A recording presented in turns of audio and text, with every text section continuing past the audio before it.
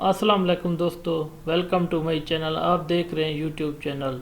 दोस्तों, आप लोगों को एक ऐसी इंफॉर्मेशन देना चाहता हूं मेडिकल के बारे में कि आप उस बीमारी के बारे में जान सकेंगे।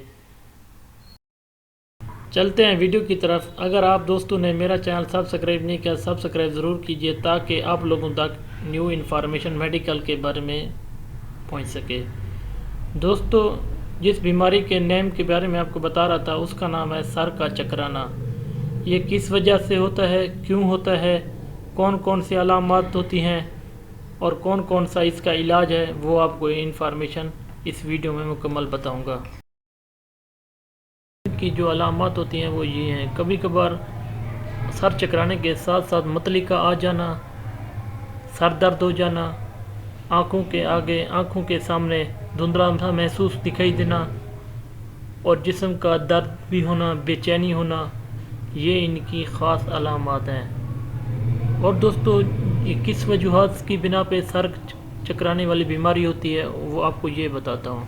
सर चकराने वाली बीमारी में दोस्तों ब्लड प्रेशर का कम या ज़्यादा होना, खून की कमी का हो जाना और जिस्मानी कमज़ोरी का हो जाना, कान का इन्फेक्शन का होना और दोस्तों गुर्दों के इमराज, जो गुर्दों के मरीज़ होते हैं, बाद औक़ात गुर्दों के प्रॉब्लम के साथ साथ सर चकराने जैसी बीमारी हो जाती है। और आखिर में दोस्तों आँखों की नज़र का ठीक ना होना, ये इसकी ख़ास वजूहत है। और दोस्तों अब हम इसको कैसे हम ठीक करना मुमकिन है, आइए वो आपको बताता हूँ। ब्लड प्रेशर का अगर कोई पेशेंट हो या मरीज़ हो कि हम क्लिनिक पे उसे ब्लड प्रेशर की अगर कमी होगी तो उसके बूस्ट करने की कोशिश करते हैं। बूस्ट करके सर चकराने की बीमारी को दूर किया जाता है। अगर ब्लड प्रेशर ज़्यादा हो तो ब्लड प्रेशर को नॉर्मल करने की कोशिश करते हैं, फिर उसे जाकर सर चकराने की बीमारी को दूर किया जा सकता है।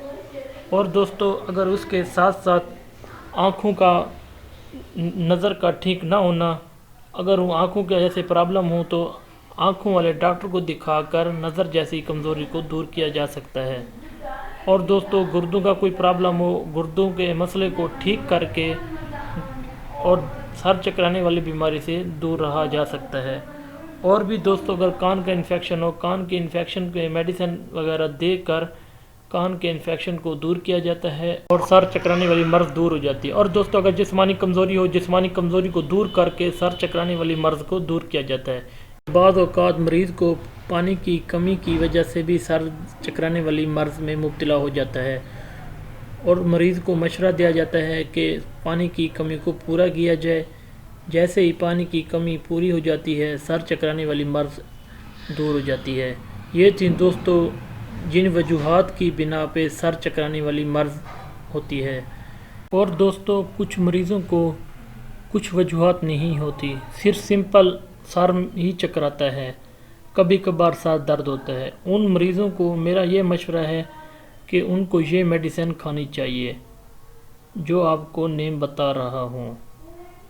और दोस्तों जिन लोगों को जिनकी वजूहात की बिना पे सर चकराता है वो उन वजूहात की बिना पे अमल करें, उनको ठीक करके सर चकराने वाली मर्ज़ दूर की जा सकती है।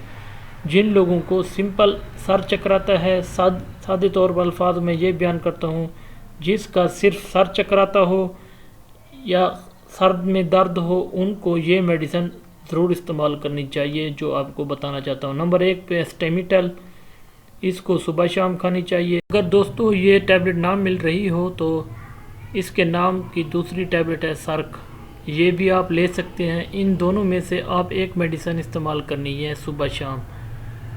और दोस्तों इस दोनों में से एक टैबलेट लेकर इसके साथ साथ सनफ्लेक्स टैबलेट लेनी चाहिए दिन में एक बार।